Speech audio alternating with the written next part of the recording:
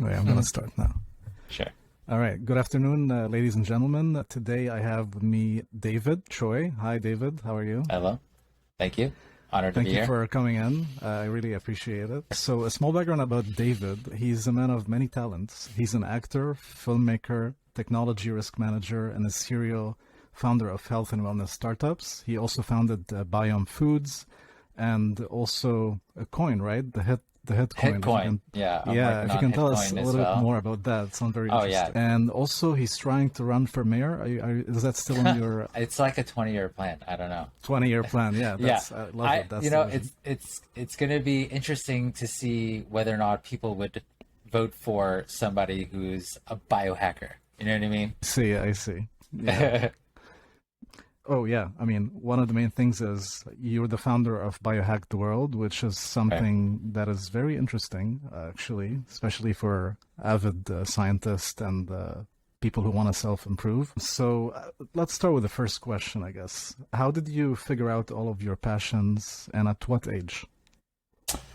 Gosh, at what age did I figure out all my passions? So I don't know if there was a specific age or time in my life. It was just kind of like a snowball effect. Right. I had a sister. She passed away. She was misdiagnosed with intestinal cancer, a condition that she didn't have, and then she was administered chemotherapy for something that she didn't have, and that therapy, that treatment, ended up irreversibly damaging her heart muscle.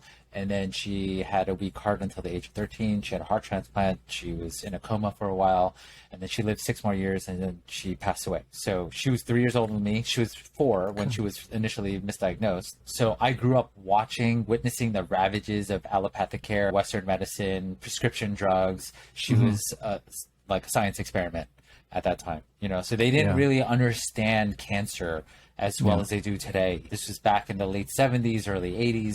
And so I think that had impacted me in a way where it really forced me to take a hard look at hard things in life, that we can't just go around outsourcing our health to a third-party medical practitioner that may or may not have our best interests at heart.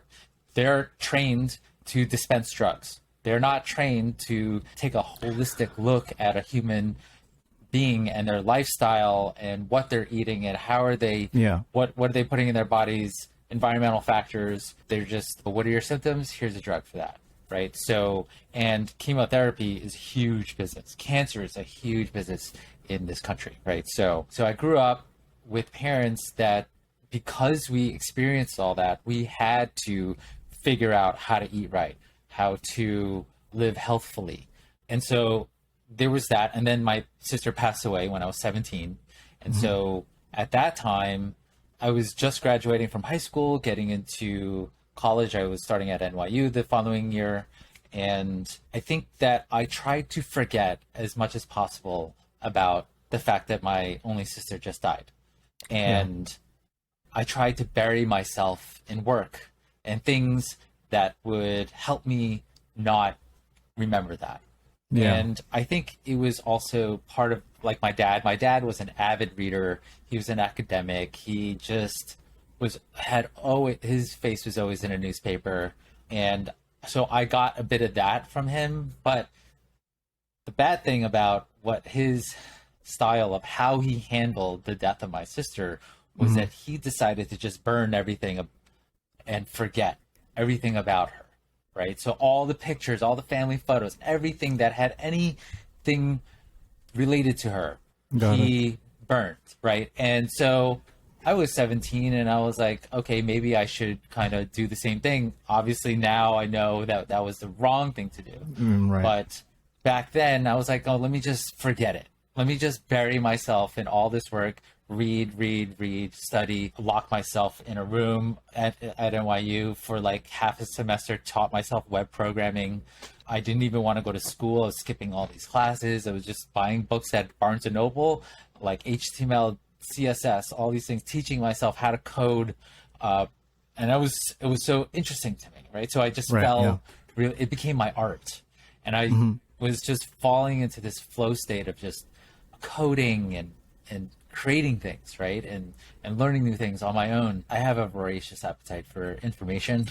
I can't stop reading. I'm just constantly trying to devour new and interesting stories and reading and meeting really cool people like yourself who, thank you. You know, we could all share information and share biohacks. Yeah.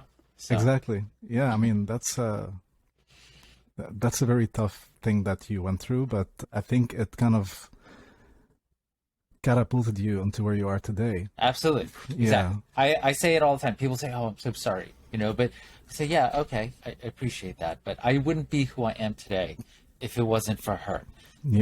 Leaving or dying. And so even now, I believe that she is not gone. I don't even go to her cemetery. I don't go to the, you know, her grave where she was buried. I believe that she's in me. I think that I embody two people today. I am two people. I am me and I am her. And everything that I do is in her spirit. So yeah. That's great. So coming back to Biohack the World, what's your vision for this group? Why did you start it? And what are you trying to accomplish with it? Sure. Biohack the World. So back in 2018, I was at a co-working space, and I'm always trying to help people take control of their own health. I'm always teaching people or sharing news articles, health articles. But then I realized that there's only so far I can go with just sharing articles with friends piecemeal. Right. And so what I need is I need a platform. I need a stage where I can get many people in the same room and I can deliver this kind of information en masse. Right. And so I had this idea that we should create a biohacking show. There was nothing like it at the time. Yeah, sometimes there are like these health meetups or whatever, but nothing of this caliber. Right. And I love TED. So I watched TED. I learned so much from TED. And my vision was to create something like TED, like a speaker series, but to also make it more entertaining and almost like a game show where people are having fun and laughing and sharing stories, eating, you know, hors d'oeuvres. It's just like a party, right? So, and I have a lot of event production experience, actually. I was a big time event producer, dance music event producer. So I was doing lots of warehouse parties with flying DJs in from Berlin and UK. You can fly me in now when I become popular, I guess. Yeah, you're a DJ? I do like music production now. Like during COVID, I picked it up. Wow. What kind of music?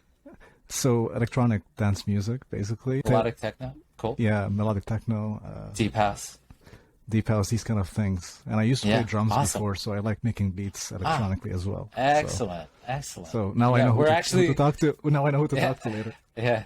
We're actually looking to create a roster of DJs for our events. So. Oh, really? Yeah. There you go. Perhaps we can get you on. Sounds good. Yeah. So what am I trying to do with Biohack the World? Biohack the World started out as a live biohacking show. It turned into a monthly thing. Dave Asprey was our first speaker. Amazing first speaker to have. It's crazy. It's crazy. So we were very lucky. And then it just kind of snowballed again. One thing led to another and just putting my head to the grindstone. And now I had an excuse to reach out to anybody, right? That I wanted to get on stage or, you know, because a lot of these people I couldn't even get coffee with, right? Let's be honest. Like I hit them up and like, hey, Dr. David Perlmutter, can we meet up? Probably not. He's so busy, right? Yeah. But if I say, hey, we have a stage for you. We want you to speak. We want you to promote your upcoming book. And he did. So he's been on the show twice now. So honored to have all these opportunities. What is it going to be in the future? I think that it's going to evolve into an online community as well. We're looking into online community platforms like Circle, Mighty Networks was another one that we were looking at. But I think we're going to go with Circle. Well, not that to be, I'm not trying to endorse Circle or, sure. But I think that's the direction that we're going to go. So an online community, but also to have these monthly events and then eventually maybe be in multi-city and or be something large like TED, right? So that's the goal, basically, to reach that kind of level in popularity for the... Yeah. Got to reach for the stars, right? You got to aim always. Yeah. And I think it should go there. I mean, hopefully in the future. I just see it happening because a lot of people are taking care of their health and being more aware of things that they could do to improve themselves. Right. I'm one of them too. That's why I'm part of the group on WhatsApp as well. So what is the coolest personal biohacking experiment that you've done yourself?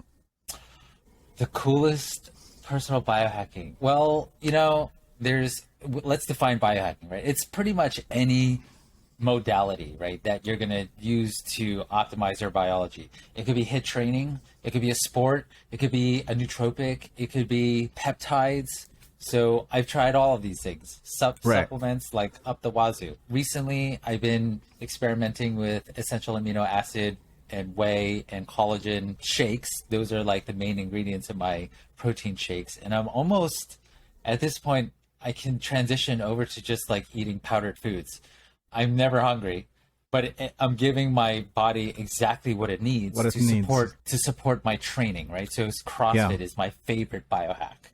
CrossFit is a sport. It's a sport of fitness. It's a competitive sport for adults because here's the thing. You're a kid, you're playing sports all the time. That's great, but as you become an adult with more responsibility, who has the time to take a whole day to play soccer with your friends? It's impossible. Or basketball or anything, cycling. It's going to take a lot of time out of your day, right? But you need, as an adult, someone who is 30 or over, definitely it's a non-negotiable. You have to be engaging in some kind of physical activity, physical exercise on a regular basis in order to stave off all kinds of terrible things like sarcopenia, hypertension, diabetes, all these things, right? Even your mental health, you have to exercise. And so you have to find a way to be able to do that consistently to where it's sustainable. And here's the thing. Most people, including myself, we are creatures of novelty. We need things that are fresh and new and exciting. If you're going to the gym by yourself, doing the same thing all the time without a plan, without any kind of guidance or friends, you probably will give up. Most people will give up after a year or so, a couple years, unless you're so driven and you've steeled your mind and you've figured out a way to say, okay, I need to reach that goal. And if the only way for me to reach that goal is to do what I'm doing day in and day out, work my body, challenge my body physically. And then maybe, you can continue going to the gym. You see a lot of people like that, meatheads at the gym. But, everybody has their own motivation. Everyone has their own purpose in life. So if you can find your purpose, great. But I will tell you, it is so much easier to stay fit and become the fittest version of yourself when you are with other people, when you're working out as part of a community, right? When you have friends who are challenging you and you do not want to lose, you want to be just as good as them, you want to keep up with them, you need a coach. We all need a coach. Don't go to the gym thinking that you can just figure this out on your own. If you want to be the best that you could possibly be in your life, you have to have a coach. Everyone needs a coach. Even the best of the best, most senior level, they have a coach. They have a business coach. They have a leadership coach. They have all kinds of coaches. They even have physical trainers, So anyway, CrossFit, HIIT training, it's constantly varied, functional movements performed at a high intensity. So it's constantly varied. It's never the same workout twice. It is with your friends. It's a sport. You're doing it. You don't even feel like you're exercising because, it's work. I'm not going to say that it's easy. It's very hard. It's probably one of the hardest things that I've ever done in my life. But I do it consistently 4 or 5 times a week to where it's so habitual that I cannot not do it. You feel wrong if you don't do it. It's right. That's right. Yeah. And then every single time I finish a CrossFit workout, I don't know if there was maybe once in 7-8 years of doing CrossFit, have I ever said, I wish I didn't work out today.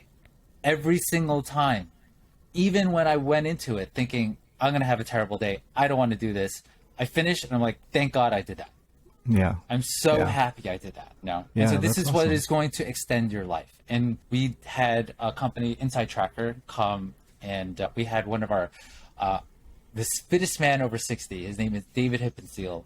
He was on the show. He was talking about HIIT training, CrossFit, and Inside Tracker, which is a blood Tesson Company, they have a huge warehouse of all the top athletes around the world, from swimmers to Olympic weightlifters, rowers, you name it, right? They have the blood data for all these athletes, including CrossFit Games athletes. And the CrossFit athletes had the best biomarkers out of any other athlete in the world. Interesting. Yeah, because why do you what think CrossFit so? is, because if you've never tried CrossFit before, it is rowing, running, swimming, Olympic weightlifting, gymnastics. It's every sport modality, but it's mixed in together, right? So you're going to run 400 meters. You're going to do 100 pull-ups. You're going to do 200 push-ups, 300 air squats, and you're going to run another mile. You know, that's your workout. It's mixed training, right? Performed at a high intensity for time. Like, you want to get your fastest time. It's a race, right? Every class is a race. So in that sense, you're challenging yourself to a point where most other sports don't do that for you. Like, the best soccer player probably sucks at Olympic weightlifting, cannot snatch 200 pounds. Do you know what I mean? Yeah. And then a marathon runner, the same thing, probably can't do that. But at the same time, Olympic weightlifter at the Olympics can't run a marathon, but a CrossFitter can. CrossFitter, so all-rounded kind of yes. So you're specializing in being a generalist. So yeah, that's a good way. It makes it fun. Actually. Yeah. All right. I mean, that's a very perfect way to transition to the Hitcoin, since it kind of involves it. So tell us a little bit more about that and how it's connected to Biome Foods. Sure. So Biome Foods, by the way, is just something that's on the back burner. I'm still trying to bring that to fruition, but we'll talk about that in a bit. But Hitcoin is a digital currency meant to tokenize physical activity, right? So there are several other ones like that. It's inspired by, say, Sweatcoin. Have you ever had? Yep. So Sweatcoin, it's an app on your phone. You walk around, you earn Sweatcoin by walking. And what can you do with your sweat coins that you accumulate? You can use them to buy some non-essential material goods, like an iPod. I mean, oh gosh, an iPod. They don't even make those anymore. They discontinued those. iPhones. iPhones or anything that is. So all the competitors to Hitcoin, they're not doing anything. They're just giving people access to non-essential material goods. They do nothing to teach them about physical exercise, the importance of physical exercise, the importance of eating healthy, fresh, organic produce. And the other thing that I'm trying to do is enable accessibility to a higher education. So anybody can pay down their student loans through exercise. That's interesting. Can you elaborate more on that last part? Sure. So Hitcoin will use data from, like, let's say Whoop, right? Whoop, right. So I have a Whoop. I don't know if you use Whoop, but they have a weekly performance assessment report, and it tracks your recovery and your strain. Strain is how hard you worked out, right? Okay. Every day.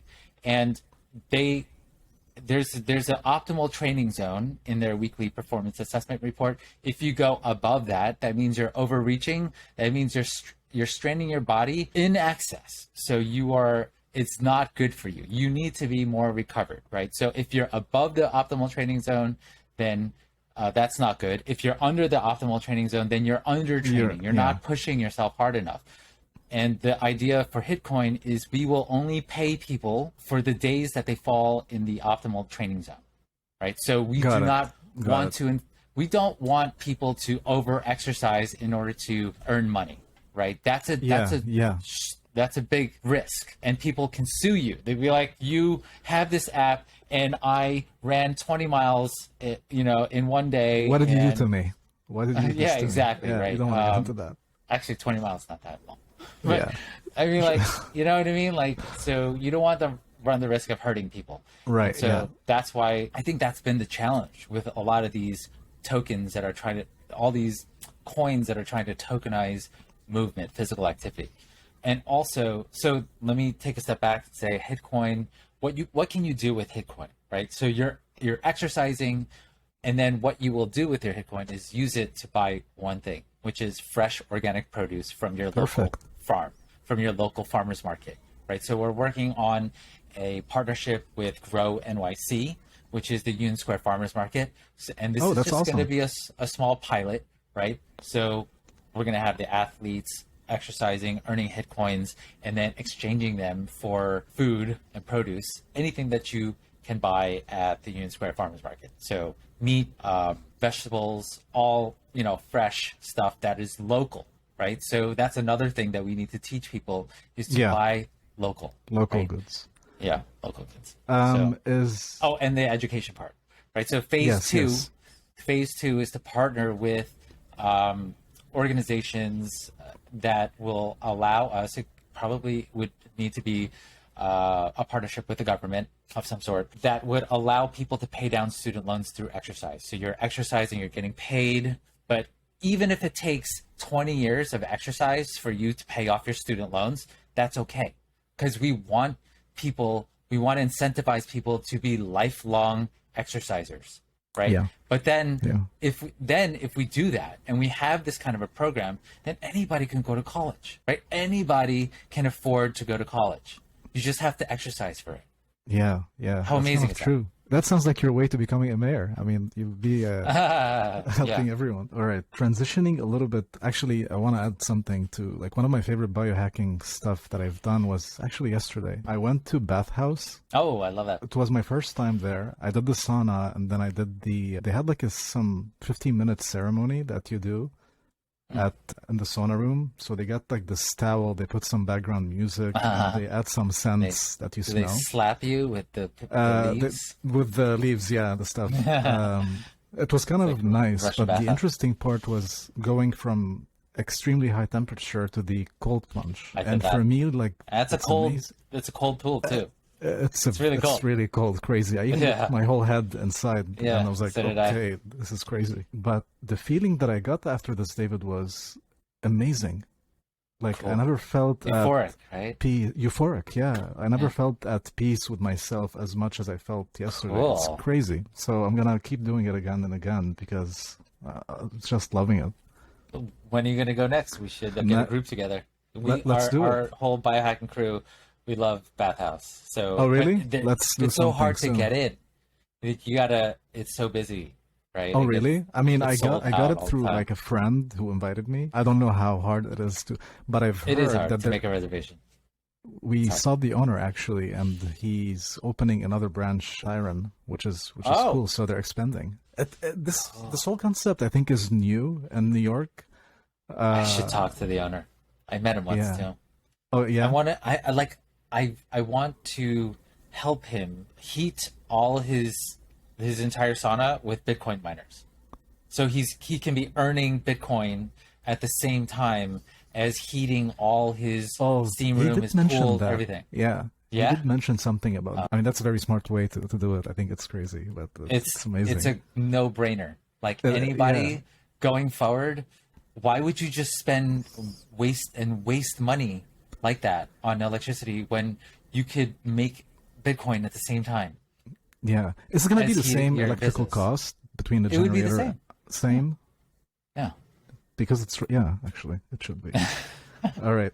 So moving on to, as part of the biohacking stuff, psychedelic drugs. Mm-hmm. So, okay, I work at Mount Sinai Hospital, and I'm a clinical researcher there at Sinai. I work under the sleep department, basically. Cool. So we do sleep research studies. Yeah. Oh, that's how you know Daniel Gartenberg. That's how I met Daniel Gartenberg. Yeah. Perfect. Got it. And in January, they started the Mount Sinai Psychedelic Institute of Research, and they're actually testing psychedelic drugs to find ways to treat chronic depression and PTSD. So for me personally... What dosages? I'm so curious. Yeah, I don't have the details of the protocol. Okay. I think it's microdosing. I think they're doing MDMA, if I'm not mistaken. It's on their website. But the way I see it is... Sorry? I'm a fan of both. Yeah. I mean, I've tried both in the past. I think they're very effective for at the right place at the right time. Gotcha. Mm-hmm. So this is happening in terms of research. Do you think psychedelics have a future to be normalized in our society? Because absolutely. I've heard from a lot of people that it changed their lives. Yeah. So tell us a little bit more about your opinion. I mean, okay, I can give my opinion. I'm not an expert by Sure, any yeah. stretch in in psychedelics, although I've been partaking and experimenting with psychedelics for a number of years now. There was this huge campaign, in the early 80s or something when I was growing up, like the big fried egg campaign, like these are drugs, this is your brain on drugs. You remember that? Did you remember any of these commercials, these public service announcements? Yeah. They were I've just seen those. so absurd, like with zero scientific basis. They just really wanted to create a war on drugs, right?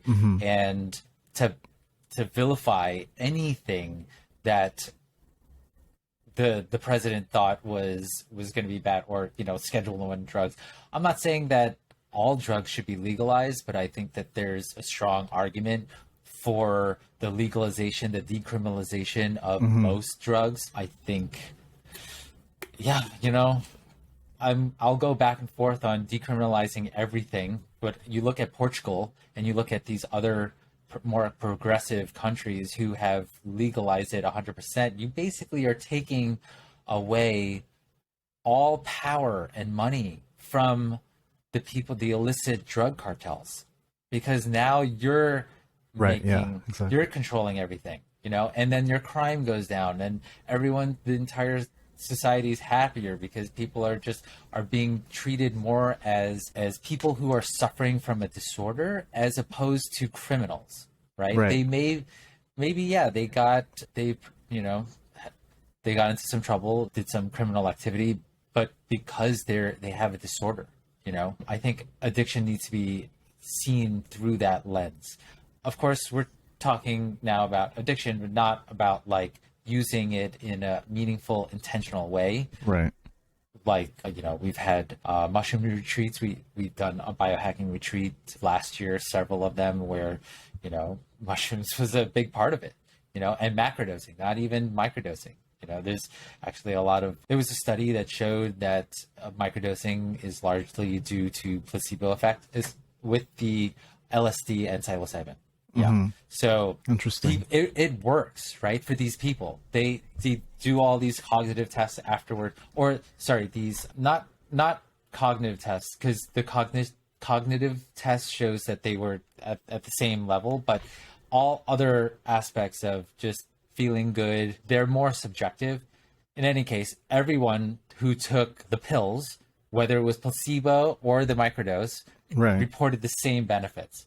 And that is also to say that placebo effect is real. It's so real. It should not be disregarded. And it's a good thing. If it's working, then why? I'm not going to say, hey, don't microdose, because if it's working for you, please go ahead and go do it. But I think, me personally, my opinion, I think macrodosing is the way to go. And obviously it's not possible to macrodose every time or regularly, so you have to find the right time and the place. Right. Yeah. I personally see a future in it. Oh yeah, huge. Because I think it's legalized in Canada now, and it's decriminalized in Oregon State. So I'm noticing like a similar pattern with what happened with weed, basically. It kind of shocked me that, it got legalized on a federal. I didn't expect that to happen for weed. But David, these are the main questions that I had for you today. Do you have any words for the audience? Any last words? Definitely. Don't forget to challenge your body, physically challenge your body on a regular basis. Whatever it is, do it. Running, find the sport that gets you out of bed, that gets you so excited that you can't wait to do that, and do it every day. Be obsessed with this. It could be cycling. It could be running, whatever. I would say running, not so much, because at least long distance running is so injurious. It's like repeated stress on the same joints. I think that there are pitfalls there, but anyway, I agree. Anything that you can do to move your body in a fun and meaningful way, do it. And then I'll just do a quick plug. We have Biohack the World. Our next event is on June 25th with Dr. Gabrielle Lyon. It's going to be on the topic of protein perspectives, how to be lean and clean on any diet. So if you're vegan, if you're carnivore, whatever, what do you need to eat in order to hit your protein numbers to be optimal? That's interesting. Is it going to be on live, or is it going to be on Zoom as well? Live. live. Oh. And it's at Showfields, New York City, NoHo, June 25th, Saturday, June 25th. Doors open at 6 p.m. I know. Sounds you can't good. make it? Because, I'm going to be in Lebanon. Oh. Yeah, okay. I'm going to be back. Yeah. I haven't been in 4 years. So now I'm going back next week. Yeah. Oh, crazy. congrats. Yeah, Thanks. go see your family. Do your thing. Yeah. Yeah, awesome. David, thank you so much for your time. And guys, we'll see you on the next episode. Take care and have a great day. Bye-bye.